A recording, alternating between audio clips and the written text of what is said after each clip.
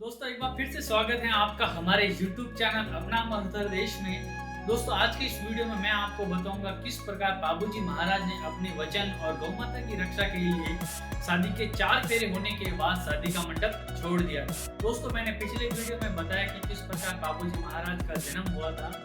तो दोस्तों समय के साथ बाबूजी महाराज और बाबूजी के बड़े भाई बुड्ढू जी और उनकी बहन बिमल देव तीनों बड़े हो जाते हैं।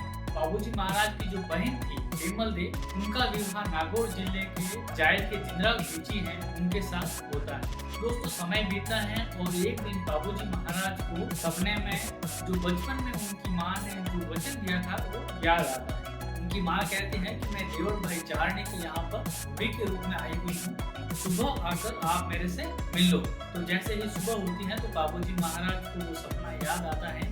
तो बाबूजी महाराज अपने 2 साथियों के साथ देवर भाई चारनी उनके यहाँ पर जाते हैं। जैसे ही देवर भाई बाबूजी महाराज को आता देख उनकी चाकरी करती हैं और उनकी मेहमान नवाजी करते हैं और फिर उनको आने का प्रयोजन पूछते हैं। तो बाबूजी महाराज कहते हैं कि देवर भाई आपके पास जो केसर कार की घोड़ी है, मैं उस घोड़ी को लेने आया हूँ। तो जैसे ही बाबूजी महाराज केसर कार की घोड़ी की बात करते हैं तो देवर भाई चिंता में पड़ जाती है, क्योंकि कुछ समय पहले जो केसर कार की घोड़ी है वो देवर भाई ने जो बाबूजी महाराज की बहनोई जी है जिंद्रा खींची उनको देने का वचन दे दिया था। तो देवर भाई बाबूजी महाराज को घोड़ी नहीं देने के बहाने बनाते हैं। बाबूजी को कहते हैं कि आप दूसरी घोड़ी ले लो, केसर कार की घोड़ी मत लो। तो बाबूजी महाराज को लगता है कि देवर भाई के मन में कुछ बात है, वो स्पष्ट रूप से नहीं कह पा रहे। तो बाबूजी महाराज कहते हैं कि मैं क्षत्रिय हूँ और आप एक माँ हो और क्षत्रिय आप सामने पधारे हुए हैं, आप क्षत्रिय खाली मत नहीं। और बाबूजी महाराज कहते हैं आपको जब कभी भी मेरी जरूरत पड़ेगी, आप जब भी बुलाओगे तब मैं हाजिर हो जाऊंगा। जब बाबूजी महाराज उनको माँ कहकर बुलाते हैं और देवर भाई को भी लगता है कि हमें जो घोड़ी है वो बाबूजी महाराज को दे देनी चाहिए। देवर भाई वो घोड़ी है केसर कार की, वो बाबूजी महाराज को थमा देते हैं। केसर कार की घोड़ी और बाबूजी महाराज का जो संबंध था वो माँ और बेटे के रूप में था। बाबूजी महाराज उस केसर कार की घोड़ी को अपने माँ के समान देखते थे। समय बीतता है और जो जिंद्रा खींची है देवर भाई से अपनी जो केसर कार की घोड़ी है वो लेने के लिए पधारते हैं। देवर भाई ने जो घोड़ी है वो पहले ही बाबूजी महाराज को दे रखी होती है और जैसे ही जिंद्रा खींची देवर भाई को घोड़ी मांगते हैं तो देवर भाई कहते हैं कि कुंवर साहब आप दूसरी घोड़ी ले लो। केसर कार की घोड़ी तो आपने जो साड़ा साहब है बाबूजी महाराज पे लेने गया है। तो जिंद्रा इस बात पर नाराज हो जाते हैं और गुस्सा हो जाते हैं और वो देवर भाई को कहते हैं कि आप एक छत्रानी हो और आपका जो वचन है वो यहाँ पर झूठा हो गया है। आपने मेरे को वचन दिया था और आप मेरे को अब घोड़ी नहीं दे रहे हो। तो जिंद्रा इस बात से नाराज हो जाता है और वो जो अपनी केसर कार की घोड़ी लेने के लिए बाबूजी महाराज के पास पहुंचते हैं। बाबूजी महाराज उनको कहते हैं कि कंवर साहब आप दूसरी घोड़ा घोड़ी है वे ले जाओ, आपको कोई दूसरी चीज चाहिए धान्य आप वे ले जाओ, केसर कार की घोड़ी ने आप मत ले जाओ। जो जिंद्रा खींची है वो अपनी बात पर अड़िग रहता है और वही कहता है कि मेरे को तो घोड़ी केसर कार भी चाहिए। इस बात को लेकर दोनों के बीच में बहुत बहस हो जाती है, दोनों के बीच में जो संबंध थे वो खराब हो जाते हैं। झगड़ा समय के साथ और बढ़ने लगता है। जिंद्रा को जैसे ही समय मिलता है वो बाबूजी महाराज और बाबूजी के जो घर वाले हैं उन पर हमला करता है। जब भी मौका मिलता है वो बाबूजी महाराज के ऊपर और उनके जो भाई है उनके ऊपर हमला करता है। समय ऐसे ही बीतता है और बाबूजी महाराज की जो बहन थी बिमल देव उनको भी अपने पियर जाने पर रोक लगा देते हैं। पाकिस्तान में एक जगह है अमरकोट। अमरकोट में सूरजमल लोढ़ा के यहाँ से बाबूजी महाराज की शादी का नारियल आता है। तो बाबूजी महाराज की जो बारात है वो पाकिस्तान के लिए रवाना हो जाती है। सभी लोग शादी में जाते हैं। जो बाबूजी महाराज के जो बड़े भाई थे बुड्ढू जी वो घर पर ही रहते हैं, राजकाज के लिए वो घर पर ही रहते हैं। जिंद्रा ऐसे ही मौके के इंतजार में था और जैसे ही उनको पता चलता है कि बाबूजी महाराज का विवाह हो रहा है और उनको विवाह में भी नहीं बुलाया है तो इस बात से वो थोड़ा और गुस्सा हो जाता है और वो अपना पहले का बदला लेने के लिए वो बाबूजी महाराज के रावड़ा में पधारते हैं और वो बाबूजी महाराज के बड़े भाई बुड्ढू जी की गर्दन पर तलवार रखकर कहते हैं कि आप मेरे को केसर कार की घोड़ी देने का वचन दो, नहीं तो मैं आपकी गर्दन यहीं पर काट डालूंगा। तो बूढ़ो जी कहते हैं कि जो केसर काल की घोड़ी है वो मेरी नहीं है, वो बाबूजी की है। आप बाबूजी से बात करो, मेरे से बात करने से कुछ नहीं होगा। जिंदराव खींची के जो एक भाई थे वो कहते हैं कि ये जो भी राड़ पड़ी है वो देवर भाई चारणी की वजह से पड़ी है, तो क्यों नहीं देवर भाई चारणी को सबक सिखावा जाए। देवर भाई के जो पति देव थे भीमदान जी, वो रावड़ा के अंदर जो गौशाला थी उस गौशाला में कामदार थे। तो उस जिंदराव के सभी भाई रात के अंधेरे में देवल भाई के जितने भी खानदान में जितने भी लोग थे सबको मार देते हैं, और जो देवल भाई की जो रावड़ा की जितनी भी गाय थी वो सब लेकर वहां से चले जाते हैं। जब सुबह होती है तो देवल भाई अपने जो डेली का रूटीन था वैसे ही सुबह गौशाला में गायों का दूध निकालने के लिए आते हैं। तो देखते हैं कि सब तरफ लाशें ही लाशें, खून ही खून बिखरा पड़ता है, और अचानक से उनकी नजर पड़ती है अपने पति देव के ऊपर। तो वो रोती बिलखती रावड़ा की ओर दौड़ी आती है और अपने भाई बाबूजी को बुलाती है। तब बूढ़ो जी आकर वो कहते हैं कि जब बाबूजी महाराज आएंगे तब हम जाएंगे आपकी गाय और आपके जो पति देव है उनका बदला लेने।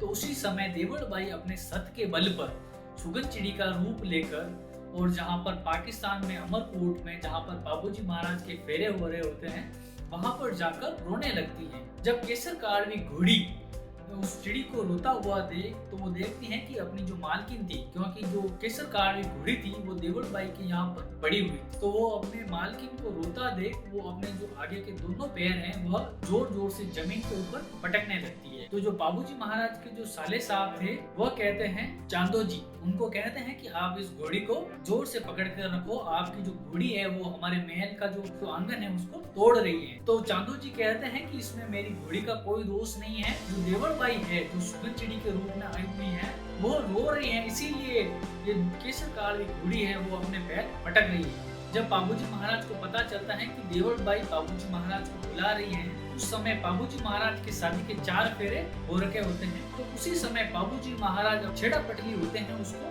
काट देते हैं। जैसे ही छेड़ा पटली काटते हैं तो बाबूजी महाराज के जो ससुराल वाले होते हैं, उनके सास ससुर और उनके जो साला सालियां होती हैं वो कहते हैं कि जमाई साहब हमारे से कोई चूक हुई हो तो आप बोलो, आप ऐसे शादी को बीच में छोड़कर मत जाओ।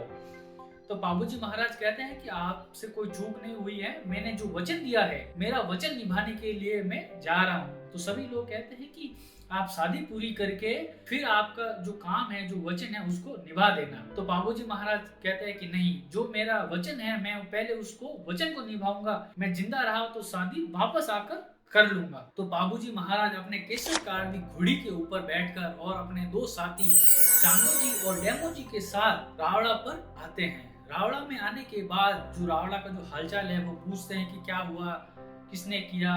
जिंदराव खींची का वध करने के लिए बाबूजी महाराज रवाना होते हैं। जैसे ही बाबूजी महाराज निकलते हैं तो बाबूजी महाराज की जो माँ थी वो कहते हैं बाबू मुझे पता है कि आप बहुत गुस्से में हो और आप जिंदराव खींची को सबक सिखाने के लिए जा रहे हो। उनकी माँ कहती है कि ऐसा कार्य मत करना कि जिसकी वजह से आपकी बहन को विधवापन झेलना पड़े। तो बाबूजी महाराज कहते हैं नहीं माँ, जो उसने जो काम किया है उसका सबक तो उसे सिखाना पड़ेगा, पर मैं आपको वचन देता हूँ कि मैं उनको मारूंगा नहीं, उनको सबक जरूर सिखाऊंगा। फिर वहां से निकल जाते हैं बाबूजी महाराज और बाबूजी के 2 साथी चांदो जी और डेमो जी जिंदराव और उनके जो भाइयों को ललकारते हैं, और वहां पर बहुत ही घमासान युद्ध होता है, तलवारें चलती हैं, बहुत खून बह जाता है, और आखिर में बाबूजी महाराज के साथ माँ भवानी का आशीर्वाद होता है, बाबूजी महाराज के साथ सत्य होता है। तो उस युद्ध में बाबूजी महाराज की जीत होती है। जिंदराव खींची बाबूजी महाराज के चरणों में आकर गिर जाते हैं और बाबूजी महाराज से माफी मांगते हैं। तब बाबूजी महाराज क्या करते हैं कि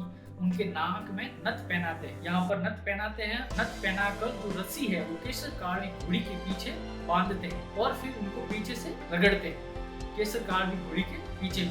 और जैसे ही वो बहुत दूर जाते हैं तो जिंदराव उनसे माफी मांगता है, बाबूजी महाराज की शरण में आते हैं, और शरण में आने पर बाबूजी महाराज क्षत्रिय धर्म के अनुसार शरण में आए हुए शरणार्थी की रक्षा करते हैं। बाबूजी महाराज उनको छोड़ देते हैं, वीर होता है, कायर होता है। तो जिंदराव खींची है उसके हाथ में एक धरती पर पड़ी हुई एक तलवार हाथ में आती है, और वो बाबूजी महाराज के पीछे से अचानक से उनकी गर्दन काट देता है। ये बात जब बूढ़ो जी को पता चलती है तो वो भी अपने युद्ध भूमि में अपने प्राण निछावर कर देते हैं। दोनों भाई वीर गति को प्राप्त हो जाते हैं। बूढ़ो जी की जो पत्नी थी वो 9 महीने की गर्भवती थी। बात का पता चलता है कि उनके जो पति देव थे बूढ़ो जी, वो भी युद्ध भूमि में वीर गति को प्राप्त हुए। तो वो भी अपनी कटार लेकर जिंद्रा खींची से युद्ध करने के लिए आ जाती। जिंद्रा खींची बूढ़ो जी की पत्नी दोनों लड़ाई करते हैं और आखिरकार में जिंद्राव बलवान था।